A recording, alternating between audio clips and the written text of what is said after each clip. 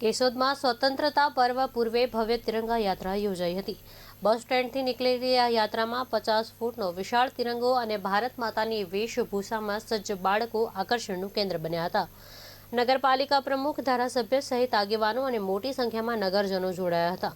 શહેરના માર્ગો વંદે માતરમના નારાથી ગુંજી ઉઠ્યા હતા। આ યાત્રા દરમિયાન આંબેડકર અને સરદાર પટેલની પ્રતિમાને હારતોરા કરી શ્રદ્ધાંજલિ અપાઈ હતી। અંતે રાષ્ટ્રગીત સાથે આ યાત્રાનું સમાપન થયું હતું।